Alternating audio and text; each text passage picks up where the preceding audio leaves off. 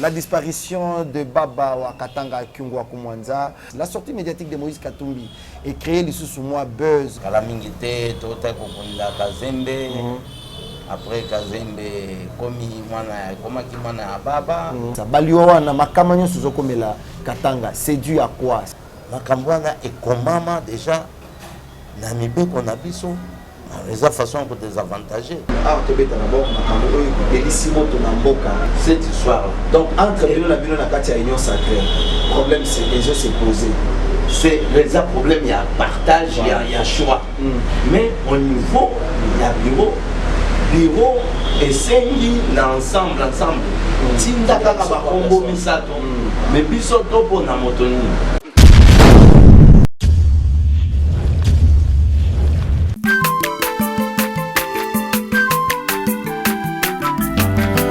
Mwana moto te po akosangai abongwa ni pete po awangana Nzambe ya le Nazarien le Nazarien le Nazarien le Nazarien bana kitoko koma mukondima atako babakola ke mafuta na musakolima lelo ya yobolingo bateli le Nazarien Pamboli oye mona na katempeni mama kantelobi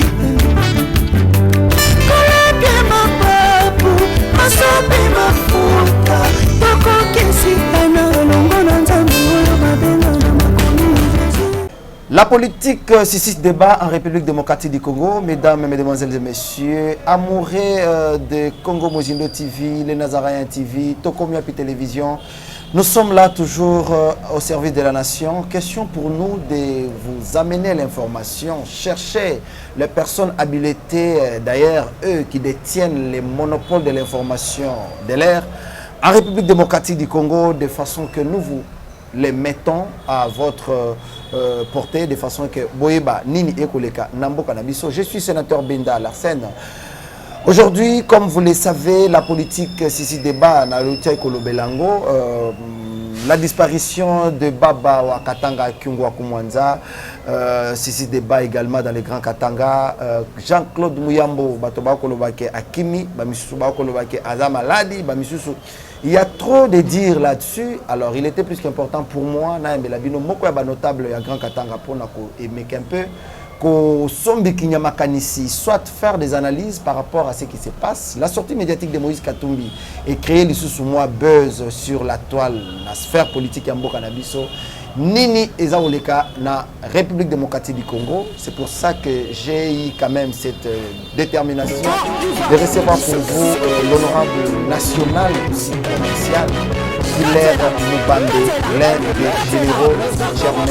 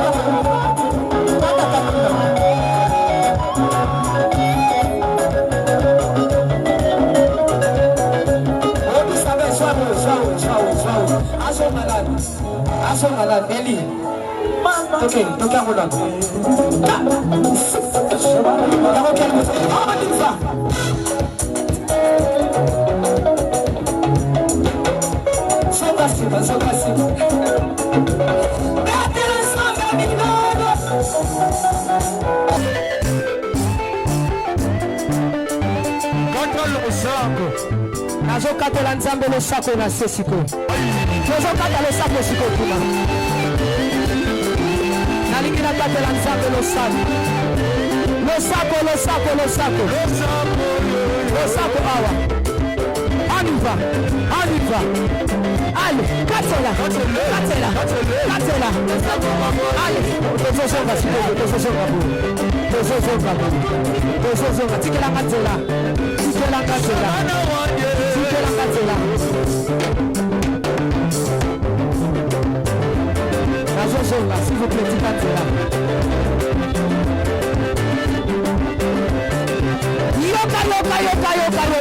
Olingi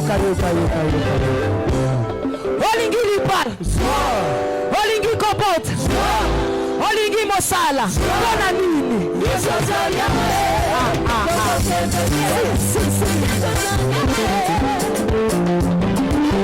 À qui j'ai dit bonjour. Bonjour la femme. Honorable Killer, Boni. Non, sinon, moi bien. Ça fait très longtemps. Hein? Ça fait très longtemps. Bonjour Rebélé, Magambo Mingi Namboka. Retourner les bossos, tous stagner. Vraiment. D'abord, Boni Sangwa Katanga. Vous êtes d'abord député provincial. Yakuna, Tobetana Mukema Solo ya Katanga. Les téléspectateurs, il y a Tokomia, puis il y a les Nazaréens, il y a Congo Mozindo, toutes ces chaînes-là, partenaires, va retenir Nini d'abord na honorable Killer par rapport à fief électoral là ya Katanga. Bon, sinon, tous en bango bien. Population ya Katanga, ya o Katanga, ils ont de la déroulement ya politique, sauf que bazana inquiétude de Mingi. Katanga, au Katanga, inquiétude, même Grand Katanga en général, population, micro, Tozana Bango en contact, l'inquiétude n'est combien belé, va constater que le leader na Bango va bandi Kokufa. Kalamingite, Tota Kokunda Kazembe, après Kazembe, Komaki Ababa, Baba Kyungu. Un de ses collaborateurs a gravement malade, la personne excellence Terry Kontwe, Yemoko Baba a Autiko Kokufa, l'enlèvement de l'enlèvement, kidnapping, donc que la population est bien, mais baza bien puisque insécurité bat très record. On dirait que Benye s'installer kuna na Katanga, makambo zole kana ba Nigeria ya ba enlèvement de battre record kuna na Katanga. Honorable, maintenant c'est dû à quoi? Et ça, ce n'est pas par rapport à ma période, parce que bah, lobby, à l'époque, vous aviez le pouvoir. Maintenant que pouvoir et baluki et komi kotoyo ndebino bokomi koyo kamute ma passi, alors vous créez tout ça pour que Bochana, c'est bon. En fait, il y a beaucoup de choses qui se racontent autour de ça. Balioana makamanyo suzokomela Katanga, c'est dû à quoi? C'est quoi le cerveau moteur ya makamanyo en tant que opérateur politique, on a c'est-à-dire transmetteur, il y a des préoccupations, il y a un peuple congolais. Donc ce que le peuple a dit, il y a annonce, annoncé, et pas l'Assemblée nationale, que on a battu bazole. Ce qui battu bazole, c'est là. Na koya koyibisa président Assemblée que on a na Katanga battu bazole, c'est là. So bato bazana isengo na koya koyibisa que bato bazana isengo mais mikolo e bato baza kana kolela bazolela qu'est-ce qui ne va pas bon au moni ba raison comme telle et cause à la ibelé mais population na biso esengeli ko équiper bango esengeli ko équiper bango ba facteur et cause à la mingi au moins mingi kuna Katanga bato ba jeunes baza beaucoup plus dans les activités minières. OK. Mais de temps en temps, na code minier na biso à un certain moment on dirait ils ont livré, ils ont sacrifié population. Plus na code minier balobi boye. Ceux qui bato bazo ça l'exploitation artisanale. Ceux na exploitation artisanale va découvrir que ba moi filon tonnage belé il y a ba minerai ça quelque part. Mais yo en tant qu'opérateur économique, ceux qui sont chinois, on a découvert que Bissika X Songolo Pagala, on va découvrir que Bazui Filon, ils ont titré dans le pourcentage belé. On a droit à Okende, dans le ministère de la Mine Kenga, na Lindi, place Wana. Donc, le gouvernement a coupé ça, parce qu'on a un bon belé. Et puis, il va faire déménager Batouana. Il va couper ça bango délai. Alors, de temps en temps, tango, scénario vous voyez quelqu'un qui investit l'argent à Saliba de couverture donc à dépenser bon mais ceux qui kaka bandi alingia mekako bimisa ba minéré okopesa non okata topesi bino délai ya 1 mois il faut bolongola place wana tosi topesi na entreprise telle. Mais honorable, ça relève quand même de votre compétence. Non, j'ai dit, ça ne relève pas de notre compétence. Pour plaider, ça relève de la compétence. Compétence n'a bien oui. Mais nous autres, c'est que ils ont un code, ils ont une loi minière. Donc, ils ont des cambos, mais moi, c'est petit à petit. Et puis, comme je viens de là, j'étais en train de me dire, mais pourquoi ma cambo n'a pas mais je suis en train de chaque jour d'attendre quand même 2 ou 3 pages, il y a code minier. Mais tant on a découvert que ma Kambouana est comment déjà, Namibé qu'on a biso, les façons pour désavantager. Et voilà, puisque on a que pourquoi des fois, kidnapping, des autres éléments. À ce moment, vol. Mais et cause à la parmi aussi, cause et quand on découragé, jeune, biso tozo sa li kambotel baye ale balongoli biso batie batutel. C'est ça qui fait que ba jeune mosusu au lieu babanda ko s'exposer et mingi ba jeune basalaka mosala mabanga ya bo creuseur. S'il faut à transporter minerai d'une carrière vers ba dépôt minier bakendaka ko defa ba mbongo et pas ba kambis. OK. N'a pas intérêt mon monnaie. À côté de 5 000 et qu'il faut rembourser 10 000 $. Au moins, on doit se sacrifier à côté de Nyongo, il y a Boye. À Zachir, il y a Kolongola Bilo, mais Boye, Bope qui sait que non, non. Kolongola Bissou, c'était la minérée, puisque carrière, tout hypothèque a déjà dans l'entreprise telle. Bilo Bolongola Bilo. À Rosalani. En ce moment, vous avez il y a mécanicien Mabé, il y a Okende Kokata, Bansinga, il y a Snell. Aboti qu'on préfère Okende Kosala kidnapping. Donc je n'encourage pas, mais ça peut être parmi par cause. Donc il faudra que les gars, ensemble avec Biso, élite du peuple, qu'on puisse réfléchir. Il faut pas réflexion encore très approfondie. Mais de l'autre côté, tant qu'on enlèvement des eaux salées, où est-ce qu'on amène ces gens-là? Donc, responsable de l'autorité politique ou administrative, il faut bâtir la sécurité là-bas.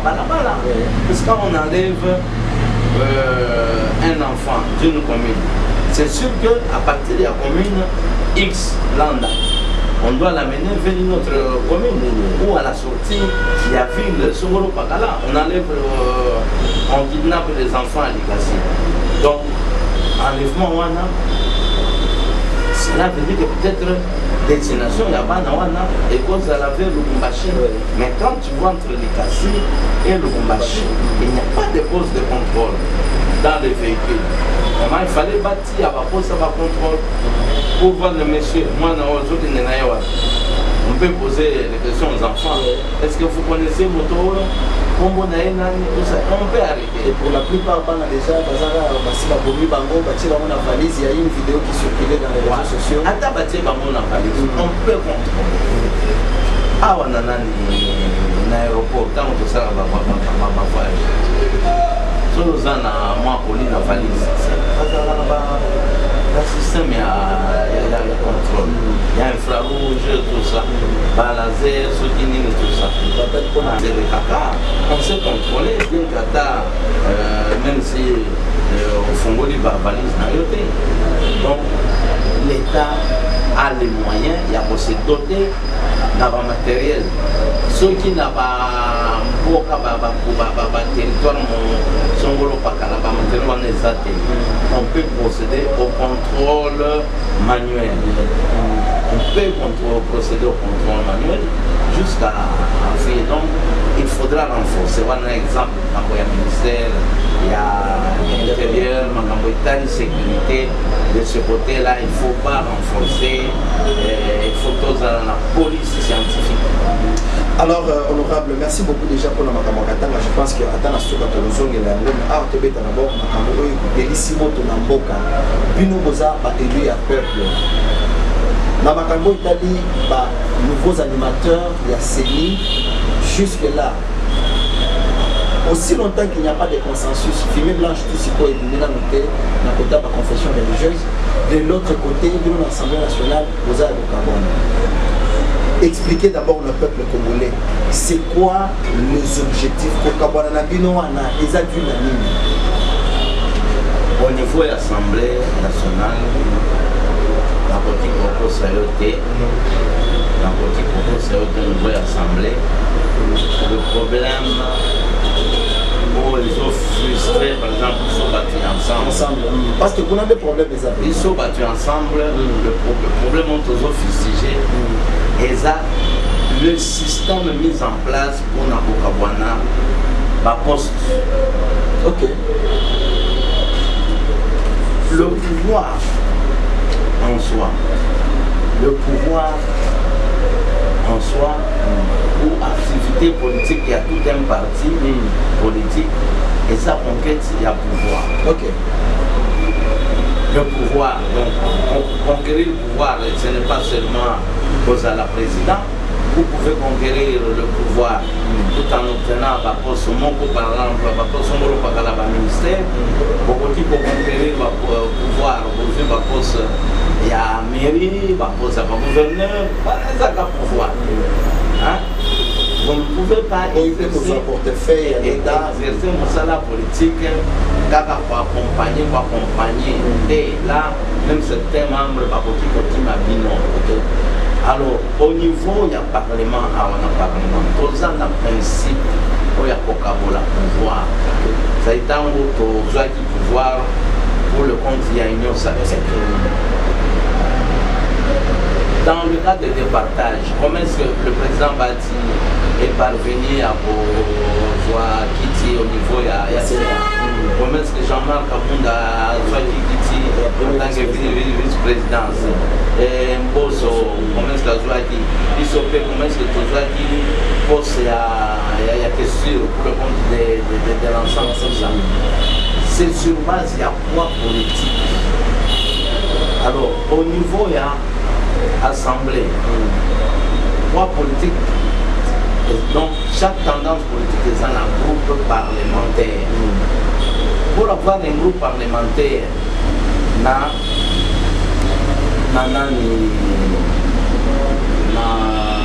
sur base il y a un règlement intérieur.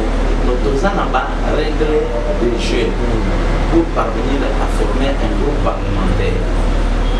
Donc, il faut avoir plus ou moins, minimum 25 députés. Vous comprenez très bien. 25 députés pour créer un groupe parlementaire.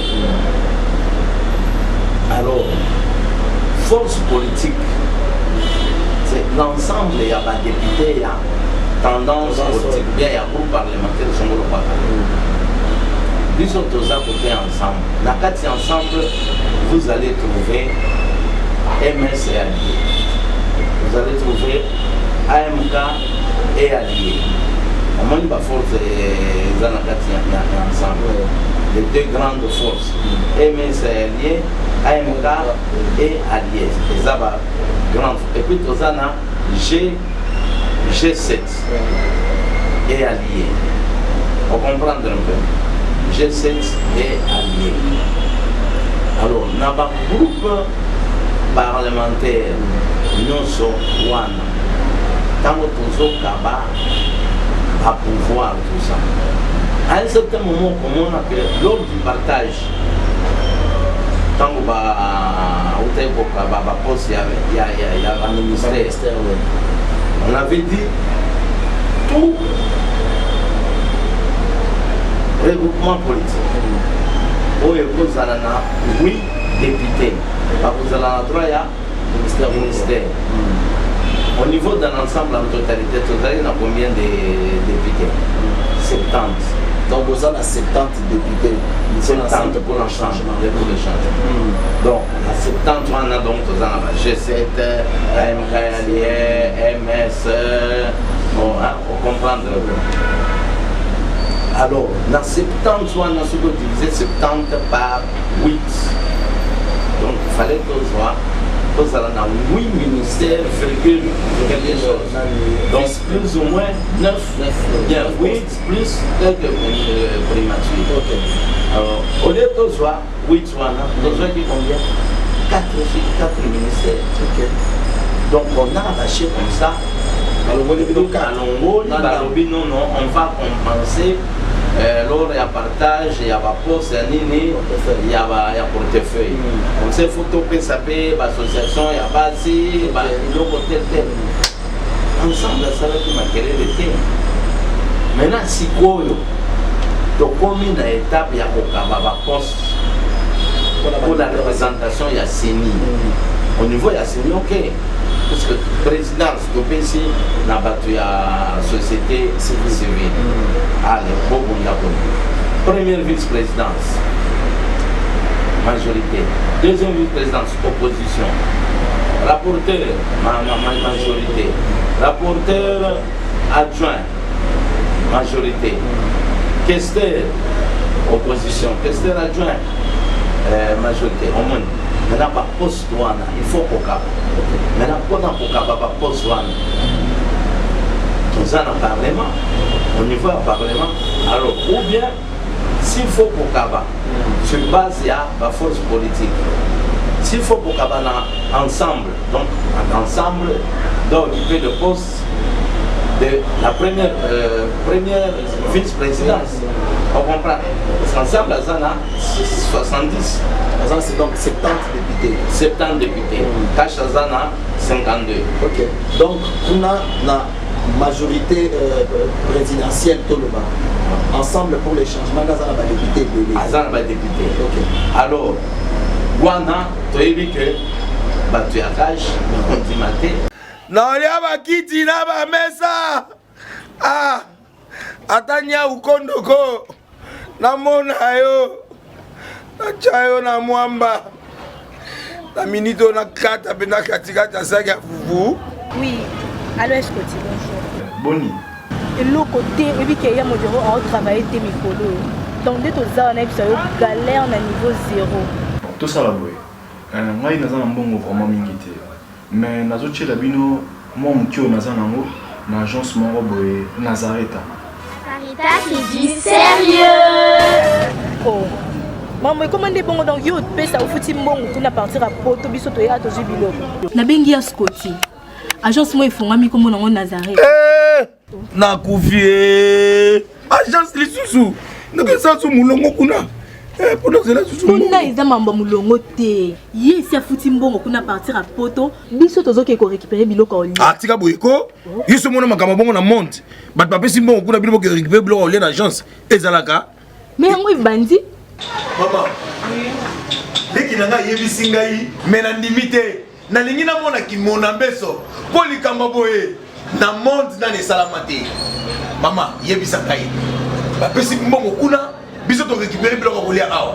Ya solo boutique Nazareta, ezali boutique où ezali à distribution de produits alimentaires. Ah! Nasali poto sunga bandeko oyo même ba oyo bazana na peu de ressources comme on a été bandeko bazana niveau à Kinshasa même avec un petit rien.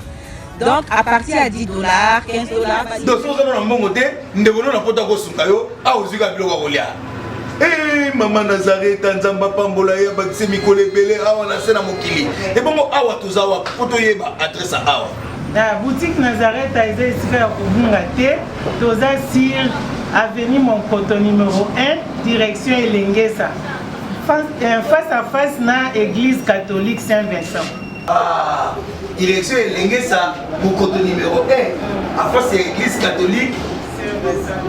Ah, Saint-Vincent d'école.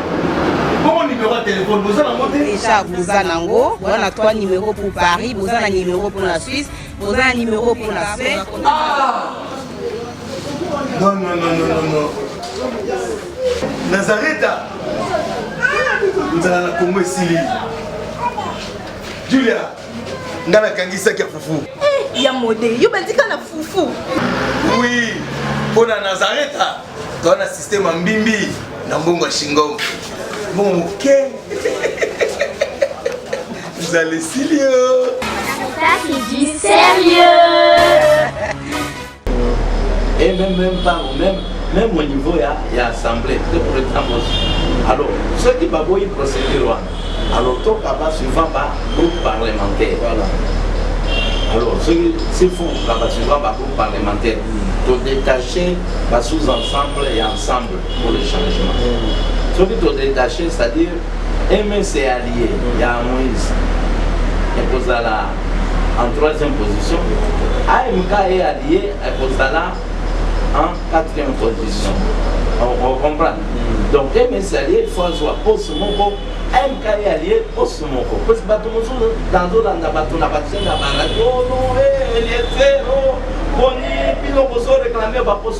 oui, parce que va se rendre compte que pour réclamer ma poste.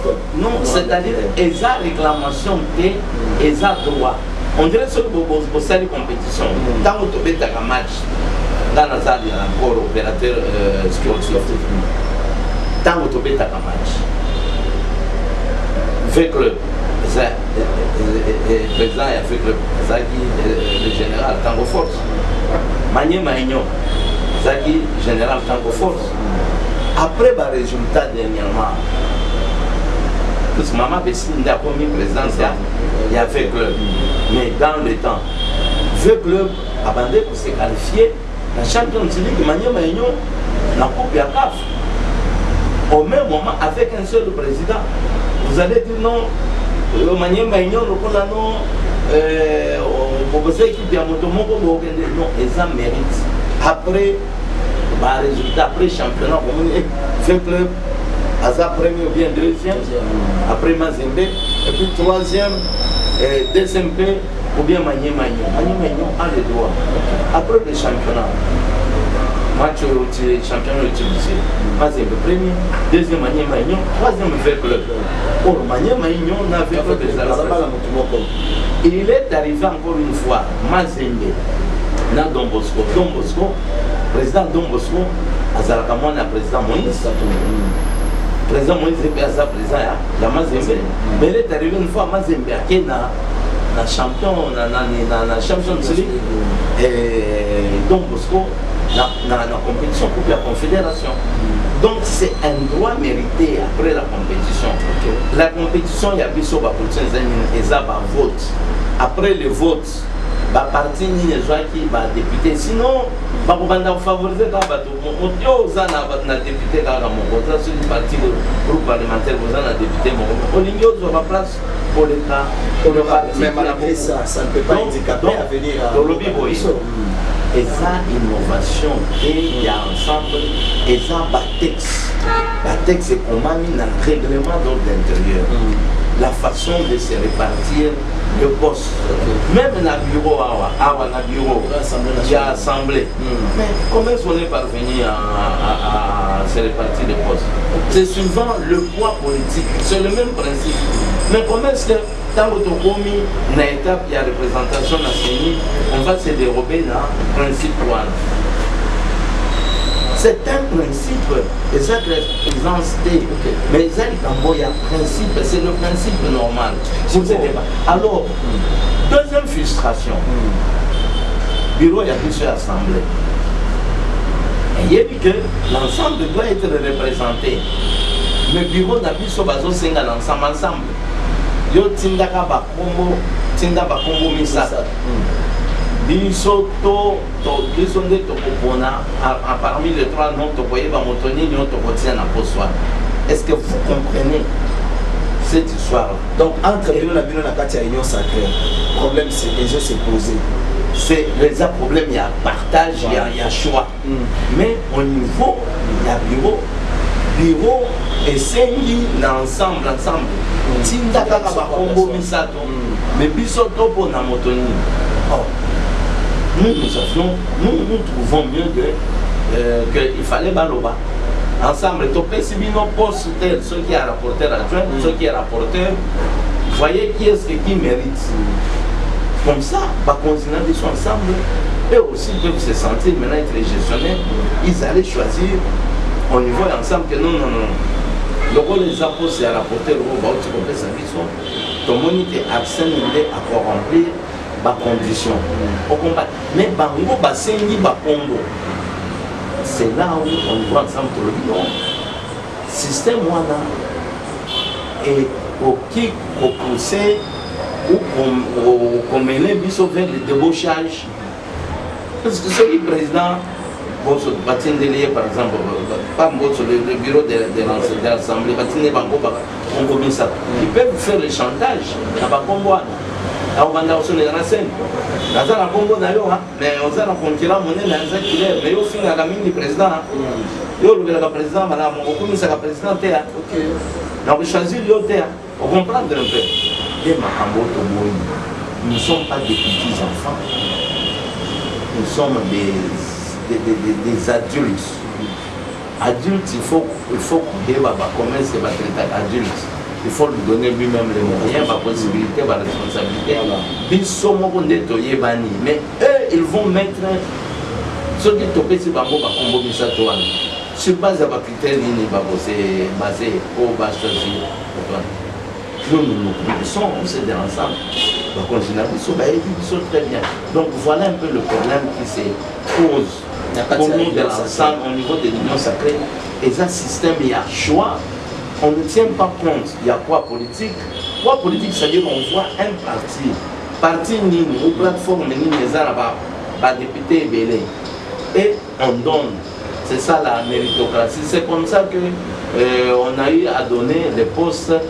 On a une cinquantaine et un ministère. Mais pour combien de députés? Pour 500 députés. Pourquoi X tels députés n'ont pas eu les ministères? C'est sur base des critères. Donc, Bakabaki, poste suivant le poids politique. Et ça, principe. Et on ne peut pas aller sur base de principe. Vous avez course, championnat à course.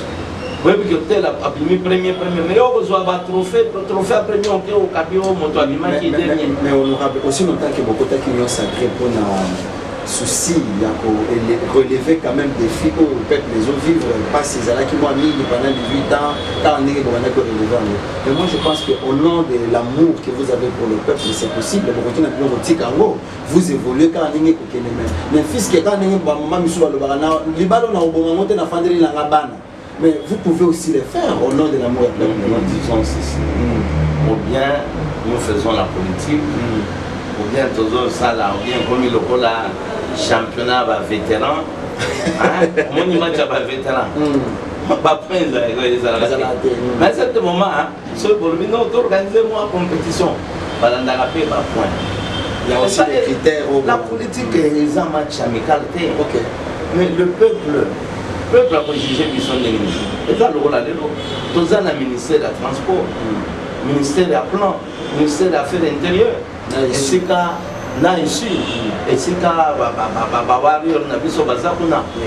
sur base, il y a une salle afin d'accompagner le chef de l'État. Tout ça, il y a un passeport. Il y a un warrior qui a bondi. Tous le ministère de la Santé, tous le vice-ministre de la Santé, le vice-ministre de ceux qui y a défendu. Et là, sur base de la résultat, il y a la réalisation, il y a la performance au bas pour ça, sur base de la contrat de performance au bas que nous serons jugés pour bisoper les prochaines campagnes de Golba. Au moins, il a réussi.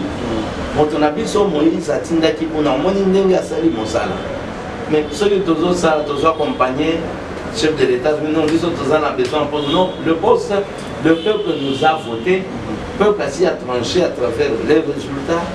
Donc, partage, il y a pas de c'est pas nous, c'est le peuple a tranché à travers les élections que non, ils sont au Monicage, 52 députés. Allez, ensemble, 70 députés. PPRD, Topé Bango, autant. Tu vois un peu. Mais ceux-là qui sont dans le bon, pas se réclamer. Mais Bissot se sentir que nous ne sommes pas bien traités, nous ne sommes pas bien considérés. Pour faire tomber le gouvernement et l'Onkamba, ensemble, on était à 300, nous sommes parmi les premières personnes.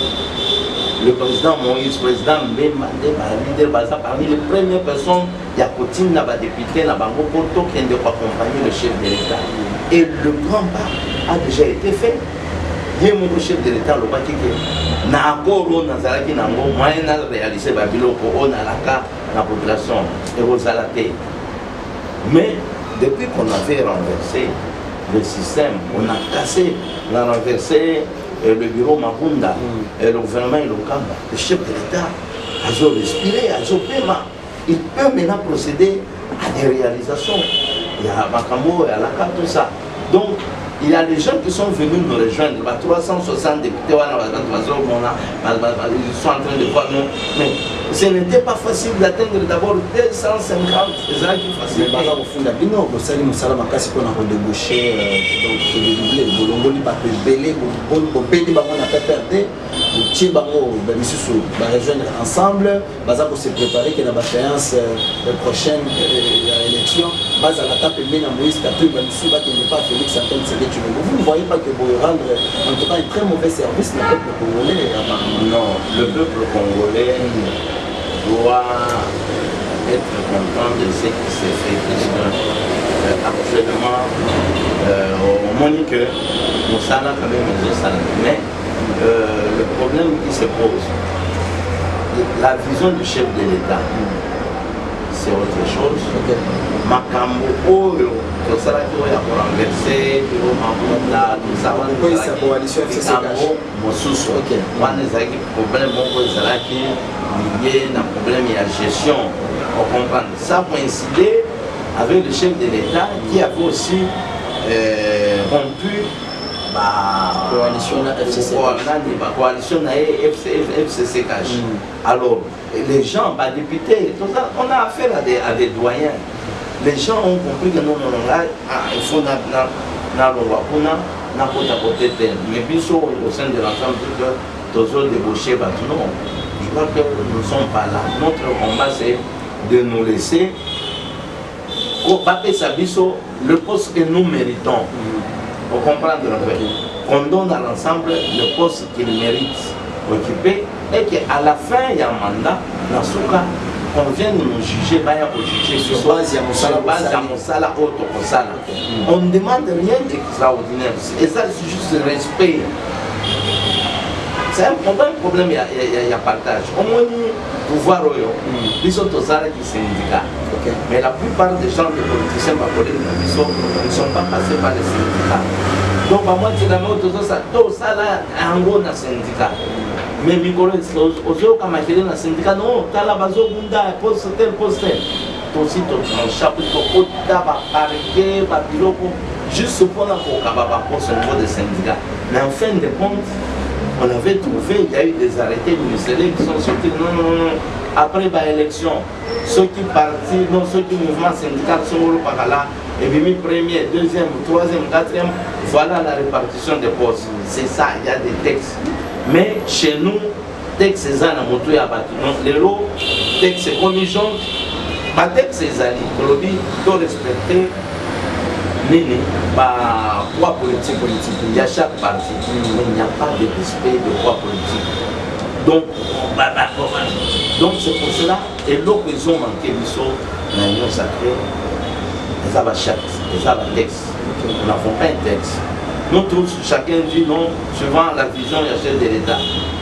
Même si mon toit salé les Cambo, ils ont la vision du chef de l'État, non, ils ont la vision du chef de l'État, non. Il faut dire, nous accompagnons le chef de l'État. Bien sûr, l'impulsion du chef de l'État. Le chef de l'État peut donner l'impulsion. Maintenant, il faut dépendre de chaque ministre, chaque politicien, il a pas accomplir la vision du chef de l'État. Je ne voudrais pas au Salomon et l'Oko, pour faire ça résultat, bien te dire non, suivant la vision du chef de l'État. Mamoussou Bazo, c'est le chef de l'État. Makambazo, ça les a la vision du chef de l'État. Celui qui a la vision du chef de l'État, donc nous devons faire des histoires pour vraiment respecter le texte. Ensemble, ils ont violé le texte à mon côté, mais on est en train de délibérer l'ensemble en violant les textes, des problèmes. Alors nous, n'étant pas hypocrites, c'est pour ça que nous avons réclamé jour et nuit on réclame en pleine journée. On les dit, Satan la poto, Tolobi, Tozo, non, place Nabiso. Et là, vous pouvez ici, non, ça va battre la place Nabino, côté Nabino, vous battre le respect. Donc, nous sommes dans l'ensemble, Tolingi va respecter quand même le système à partage. Système à partage à rapport, c'est ça, suivant le poids politique. Il ne faudrait pas à un certain moment. Donc, moi, je partage les autres. En cette matière, on va parler.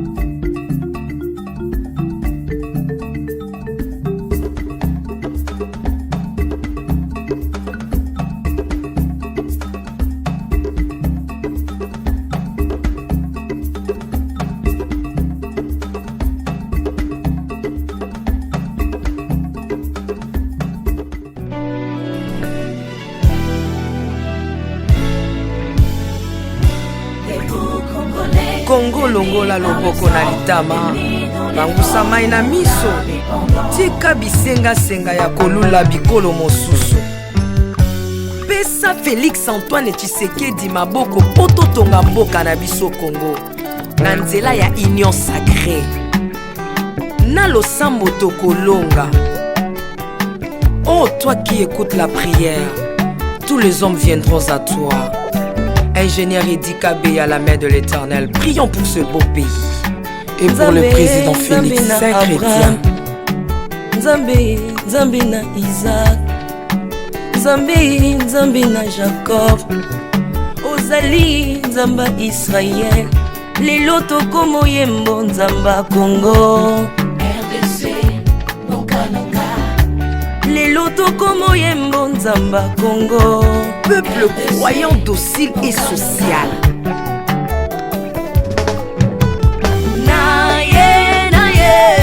Naye bisayo makambo sali na bokonzi ya mboka nanga Congo. Selon Luc 1,52. Tu as renversé les puissants de leur trône, mais tu as élevé un homme au Congo. L'incarnation de l'espoir de tout un peuple. Salomon de notre temps. La sagesse mieux faut que le bruit des arbres. Peuple congolais, Komanakana, les lots ont imposé, biso masuwa ya Noa, bato balingi Congo, bakota na kat, pour mon peuple délige, comme mon bêta, libanda. Na kati ya arche de Noé, lion azalaka na peti ya kolia ntabate, po bolingo ekangaki ye lipungu. Bolingo ya mboka epesaka place na banguna te. Pasteur Ami Daniel, ça c'est la sagesse. Nzambe na Kimbang, le prophète de l'Éternel en Afrique. Nzambe na Bantoma, apôtre Léopold Moto. Nzambe ya Barwa, la prophétesse Liliane Esther Tayo, le roi de roi. Yondo zalaki na David, yondo zalaki na Salomo. Lelo tokomo mono Kajafati, RDC Bokanaka. Lelo tokomo mono Kajafati, RDC Bokanaka. Mboka soki ekambami na bana mboka ya solo oyo balingi mboka ekole komaka terre promise. Pasteur Koutino, Mamébi Koutino, Accent Mungu Baba. Bolingo na yo na mboka ya Congo, lelo o imposé biso masuwa ya Noa, bato balingi Congo bakota na kati po mopepa délige como beta. L'Afrique a la forme d'un revolver dont la gâchette se trouve au Congo. Mwambi wa Nzambi Alpha Lukau Lomba Bwaji Tungaje Mama Denise Nyakero Tshisekedi Konsesi Papa. Acte 24 verset 3 Kodambo Kanangai. Yango nazobondela yo batela mokonza mboka nanga Félix Tshisekedi Tshilombo. Mwambi Jean Oscar Kiziamina Kibila kupekatu ya bena Egypto badika bayi baswani Kongo Afrika mukanana to. Mwambi wa Nzambi Marie-José Afoka lelo Kongo ezwi mokonzi oyo alingi yo Nzambe balingi mboka nanga. Yesu Masia tokozongisela yo nini mpona bolingo na yo na mboka ya Kongo opesi biso ya malonga. Basali na yo bapakoli ye mafuta ndengo pakolaki bakonzi mafuta ndengo pakoli mpe mokonza mboka na ngai. 32 plus 18 epesi 50 nano asali 50 atandeli Yesu na Kongo Kongo ekobonga kaka. Mwambi Roland Alo Mwelamani Mwambi William Tindwa Kapanda Mwelamani Jacques Kanguta Kongo eza Mwambi wa Nzambi Mwelamani Este ya Kongo eza eteni moko ya nzoto ya Kongo. Basi na bino eza basi ya Kongo moko. Ekimela na biso nyonso na Kongo eza kaka Yesu. Mwambi Jedeo Lumana Mwambi Marcelo Tunasi Mwelamani Mwambi François Mutombo voici l'homme Mwelamani. Mpona bokonzi Kongo azwi na Union Afrika yaka to célébrer. Okoki kozala na tendance na yo kasi oyo eza likambo ya mabele célébrer. Mwambi Godempo Mwambi Tambuluko tu as un Mwambi Jean Bosco Kindomba Israël Mwelamani le pasteur Freddy Odiembo. Voici comment l'Éternel a tendu sa main dans mon pays en nous donnant ses bons présidents Félix Tshisekedi. Le Congo doit changer parce que vous avez un beau pays et je vous fais le serment que d'ici la fin de mon mandat, vous allez voir un Congo nouveau.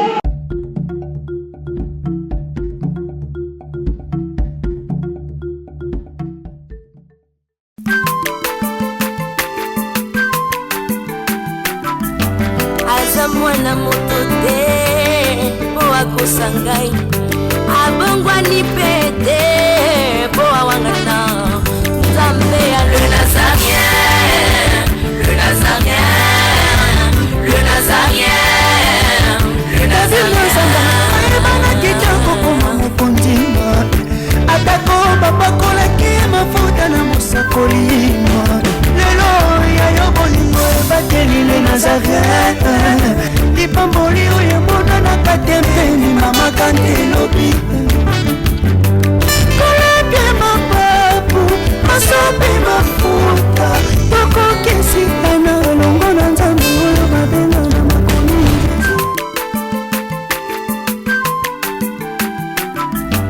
aza mwana moto te po akosangai abongwani pete